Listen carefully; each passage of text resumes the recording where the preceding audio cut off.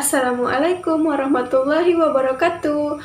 Welcome back my YouTube channel.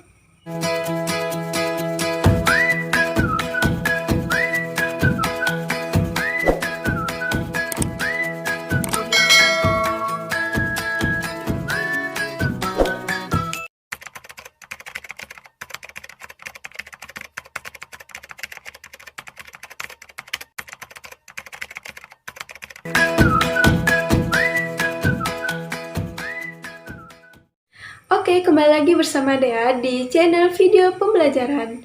Nah, di video kali ini Dea akan memaparkan materi yang berkaitan dengan mata kuliah desain dan manajemen jaringan komputer.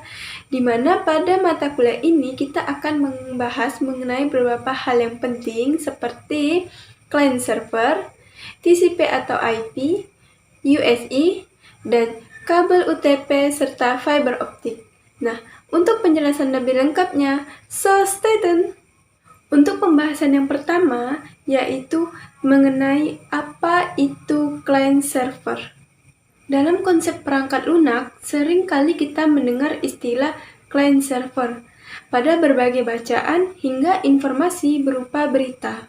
Pada dasarnya, client server merupakan konsep arsitektur perangkat lunak atau software yang menghubungkan dua objek berupa sistem client dan sistem server yang saling berkomunikasi melalui jaringan komputer maupun satu komputer yang sama.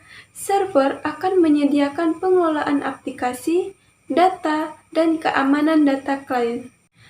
Pada gambar di samping, terlihat fungsi pertukaran akses web, di mana client server berperan sebagai program web browser yang memberikan informasi kepada pengguna atau user di seluruh dunia. So, apa fungsi dari client server ini? Jadi, fungsi dari client server adalah untuk penghematan bandwidth serta kinerja yang menggunakan peran server sebagai penyimpanan seluruh data yang digunakan oleh klien. Fungsi nyata dari client server adalah seseorang yang membuat bisnisnya sendiri melalui laman web yang telah dibuat sebelumnya, sehingga klien dapat membagikan dengan cepat untuk produk atau jasanya kepada user di seluruh dunia. Oke, untuk pembahasan selanjutnya yaitu mengenai apa yang dimaksud dengan TCP atau IP. TCP atau IP memiliki kepanjangan Transmission Control Protocol atau Internet Protocol. TCP atau IP ini merupakan protokol yang paling terkenal. Pengertian TCP atau IP adalah suatu standar komunikasi yang digunakan untuk bertukar data antar komputer oleh suatu komunitas yang tergabung melalui jaringan internet. Dari pengertian tersebut dapat kita pahami bahwa yang pertama, ada lebih dari satu komputer yang tergabung dan berkomunikasi menggunakan TCP atau IP ini. Yang kedua, komputer yang terkoneksi dengan protokol TCP atau IP melakukan sharing data. Yang ketiga, komputer yang terkoneksi TCP atau IP juga berarti terkoneksi dengan internet.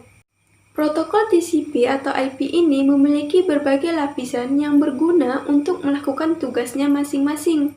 Berikut beberapa layer utama dari protokol ini, yaitu diantaranya yang pertama ada lapisan fisikal, yang kedua ada lapisan network interface, yang ketiga ada lapisan network, yang keempat ada lapisan transport, dan yang kelima ada lapisan application. Pembahasan selanjutnya yaitu mengenai apa yang dimaksud dengan OSI layer. Jadi, OSI ini merupakan singkatan dari Open System Interconnection yang mana menggunakan mode referensi dengan bentuk konseptual. Saat ini, OSI sudah menjadi standar koneksi pada komputer yang memang diciptakan untuk memenuhi suatu tujuan. Pada OSI layer ini terdapat 7 lapisan, yaitu diantaranya yang pertama ada physical layer, yang kedua ada data link layer, yang ketiga ada network layer, yang keempat ada transport layer, yang kelima session layer, yang keenam presentation layer, dan yang ketujuh atau yang terakhir ada application layer. Jadi, apa perbedaan antara TCP atau IP dengan OSI layer? Jadi, perbedaan antara TCP atau IP dan OSI layer yaitu diantaranya: 1. Di dalam OSI layer terdapat 3 layer yang berkaitan dengan aplikasi, yaitu application, presentation, dan session. Sedangkan pada TCP atau IP hanya terdapat 1 layer, yaitu application layer. Yang kedua, di dalam OSI layer, proses komunikasi data di dalam jaringan secara fisikal dimodelkan dalam 2 layer, yaitu data link dan physical layer.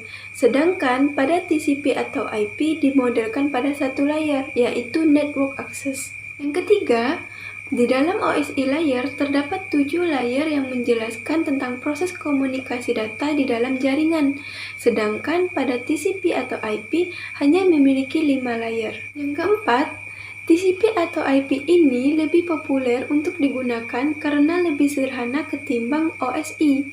Teknologi sehari-hari yang kita gunakan untuk mengakses internet itu menggunakan teknologi TCP atau IP, bukan OSI. Yang kelima, OSI mengembangkan modelnya berdasarkan teori, sedangkan TCP atau IP ini mengembangkan modelnya setelah sudah diimplementasikan.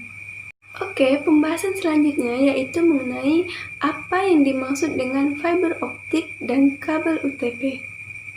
Pengertian dari fiber optik adalah suatu jenis kabel yang terbuat dari kaca atau plastik yang sangat halus dan digunakan sebagai media transmisi karena dapat mentransmisikan sinyal cahaya dari satu lokasi ke lokasi lainnya dengan kecepatan yang tinggi.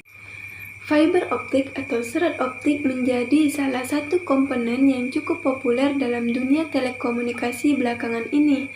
Pasalnya, kabel jaringan tersebut memiliki kecepatan akses yang tinggi sehingga banyak digunakan sebagai saluran komunikasi. Pada gambar di samping, ini merupakan komponen dari fiber optik. Pada bagian pertama ada bagian inti atau core. Diameter serat optik yang lebih besar akan membuat performa yang lebih baik dan stabil. Yang kedua ada bagian cladding, yaitu bagian yang menyelimuti langsung serat optik. Yang ketiga ada coating atau buffer, adalah mantel dari serat optik yang berbeda dari cladding dan core. Dan yang keempat atau yang terakhir adalah bagian stretch member atau outer jacket. Lapisan ini merupakan lapisan yang sangat penting karena merupakan pelindung utama dari kabel fiber optik. Selanjutnya adalah pengertian dari kabel UTP.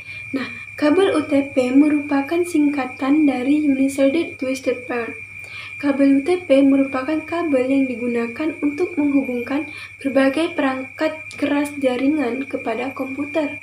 Selain itu, kabel UTP juga bisa digunakan dalam membangun jaringan LAN. Dalam kabel UTP, jika kita buka maka akan terdapat 8 warna yang berbeda-beda, yaitu yang seperti pada gambar di samping. Kedelapan warna tersebut memiliki fungsinya masing-masing. Di pembahasan terakhir ini adalah mengenai pertanyaan mengapa kabel fiber optik dan kabel UTP ini masih digunakan secara bersamaan. Yang menjadi alasan mengapa kedua kabel ini masih digunakan secara bersamaan karena dari unsur ekonomi. Alasan yang pertama, fiber optik ini nilai jualnya lebih mahal dibandingkan dengan kabel UTP, tetapi pemakaian untuk keperluan transmisi data yang lebih cepat dengan menggunakan fiber optik dibandingkan dengan kabel UTP. Dalam kata lain, penggunaan kedua kabel ini disesuaikan dengan kebutuhan si pengguna. Biasanya, media transmisi juga menggunakan kedua kabel jaringan ini karena bisa saling berhubungan dengan penggunaan pada fungsinya masing-masing, seperti kabel UTP yang berfungsi sebagai pengirim jaringan, namun tidak kuat untuk mencegah beberapa faktor yang mengganggu. Sedangkan kabel fiber optik banyak digunakan untuk mengakses dalam dunia komunikasi, sehingga pemanfaatan kedua kabel jaringan ini sangat diperlukan untuk menutupi beberapa kekurangan yang ada.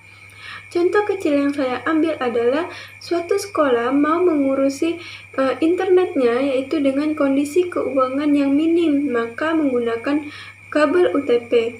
Sedangkan jika menggunakan fiber optik, biaya yang dikeluarkan akan sangat mahal dan perawatannya pun yang akan sedikit sulit. Sekian penyampaian dari saya mengenai apa itu client server, TCP/IP, OSI layer, kabel fiber optik, dan kabel UTP. Nah, semoga penjelasan tadi dapat bermanfaat dan menambah pengetahuan teman-teman semua. Oke guys, jangan lupa untuk like, komen, dan share video ini serta subscribe channel YouTube saya. Thank you for watching and see you next video. Bye bye. Wassalamualaikum warahmatullahi wabarakatuh.